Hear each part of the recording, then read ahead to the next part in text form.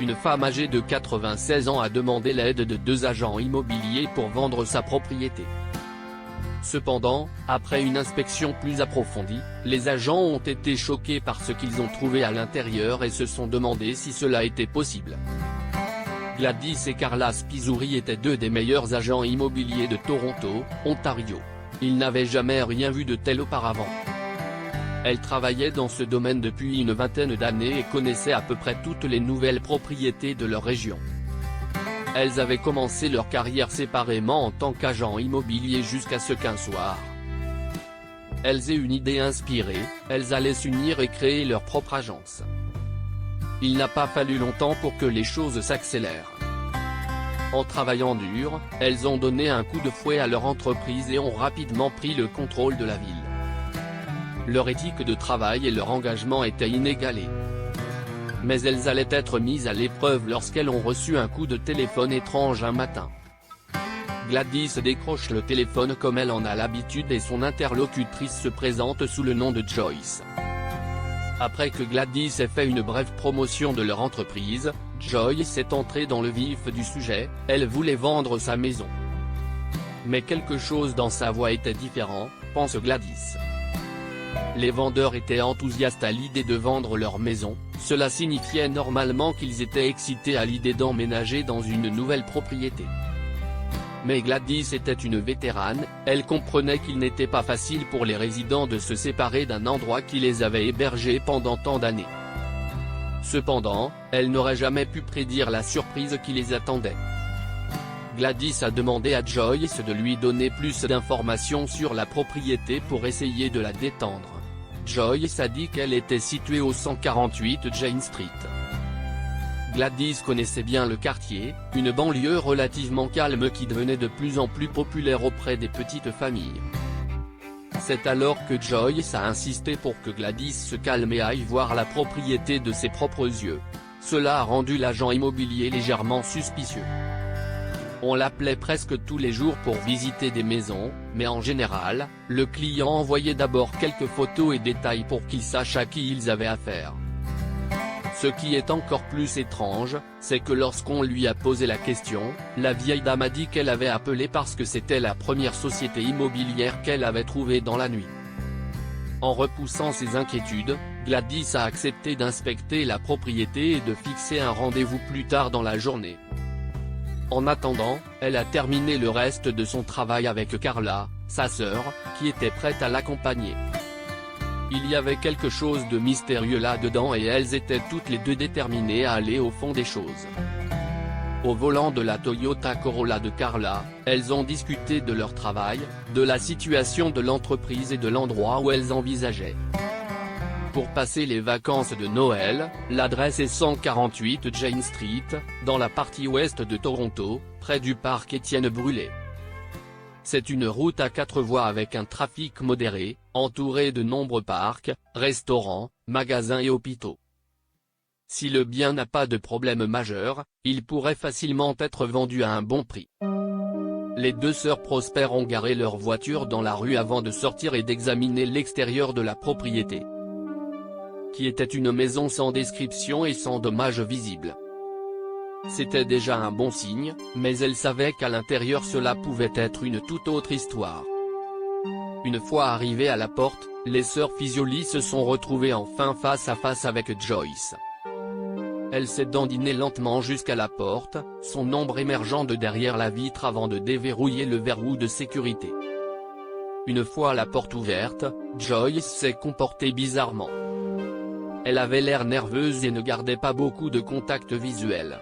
Les sœurs ont échangé un regard en notant leurs soupçons.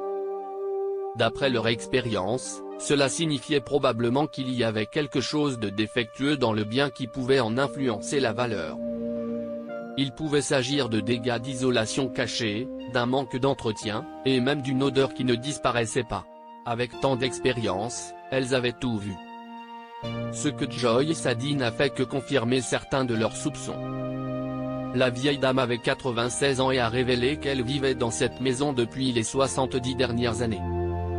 Elle avait emménagé avec son mari alors qu'ils avaient tous 2 une vingtaine d'années. Ils ont acheté la maison après leur mariage et ont vécu heureux pendant des décennies. Ils ont élevé leur famille, accueilli des amis et sont devenus un élément bien connu de la communauté. Joyce adorait sa vie dans cette maison, mais tout a changé lorsque son mari est décédé il y a quelques années. Depuis, Joyce vit seule dans la maison et c'est difficile. Ce n'est pas la même chose sans la présence de son mari. Elle a du mal à entretenir la propriété, à se faire à manger et se fatigue rapidement. Avec les conseils de ses enfants, elle est enfin prête à déménager dans une maison de retraite. Joyce a également révélé que peu de choses avaient été rénovées au cours des dernières décennies. Il y aurait probablement des meubles et de la ferraille partout. Les sœurs s'attendaient maintenant au pire. Si Joyce n'avait pas été chanceuse, elle aurait été une accumulatrice, ce qui aurait nécessité plusieurs semaines de préparation avant que l'endroit ne soit prêt pour les photos ou les inspections. Elle ne se doutait pas que quelque chose de bien plus étrange l'attendait à l'intérieur. En entrant dans la maison, les sœurs s'attendaient à voir une maison normale, mais en regardant autour d'elles, elles se sont vite rendues compte qu'il s'agissait d'une maison très spéciale. Les signes de dollars se sont immédiatement allumés dans leur tête. Non seulement cette maison n'était pas un dépotoir, mais son intérieur la rendait bien plus unique que tout ce qui existait dans la région, et tout cela grâce à Joyce. Ce qu'elle avait caché, c'était des décennies de secrets, des photos de sa famille, y compris de son mari, ornant de nombreux murs. Joyce a dit aux sœurs qu'elle s'inquiétait de savoir où iraient toutes ses affaires, mais elles lui ont assuré qu'elles pourraient être emmenées avec elle ou stockées. C'était jusqu'à ce qu'elles voient exactement à quoi elles avaient affaire. La première chose qui a frappé Gladys et Carla a été le papier peint brillant de l'entrée du couloir. Il a capté leur attention et elles n'ont pas pu détourner les yeux. Elles ont essayé tous deux de se concentrer sur ce que Joyce disait, mais leur attention a été attirée par la petite table du couloir. Une pièce blanche pittoresque qui semblait dater du début du XXe siècle. Gladys a félicité Joyce pour son goût exquis, mais elle aurait économisé sa salive si elle avait su dans quoi elle s'apprêtait à entrer. Au fur et à mesure que la maison se déployait, Gladys et Carla étaient stupéfaites de voir la cuisine et le salon. Les meubles, les tableaux, les armoires, la moquette et les stores étaient tous d'époque. Il n'y avait pas un seul objet moderne en vue. Même les appareils électroménagers étaient datés, mais ce qui était encore plus remarquable, c'est que tout était dans un état impeccable. La maison était parfaitement entretenue, nettoyée et arrangée, ce qui devait représenter un travail énorme. On avait l'impression de pénétrer dans une capsule temporelle datant d'il y a 70 ans. Chaque pièce était colorée en bleu, rose ou violet, avec des roses et des motifs floraux imprimés sur les murs. La maison était figée dans le temps. Après presque 10 minutes de compliments et d'observations stupéfaites, une question s'est posée aux sœurs: qui achèterait cette maison? Chaque aspect de celle-ci était si traditionnellement féminin qu'elle n'attirait qu'un acheteur très particulier. Jusqu'à ce qu'elles voient ce qui les attendait au sous-sol, un autre secret que Joyce avait gardé en réserve. Et c'était le pire cauchemar d'un agent immobilier. Elle les a fait descendre les escaliers grinçant en avançant lentement jusqu'à ce qu'ils soient tout debout dans ce qui ressemblait à une grande cabane en bois. En balayant la pièce de gauche à droite, il y avait un tourne-disque, un canapé, une petite table.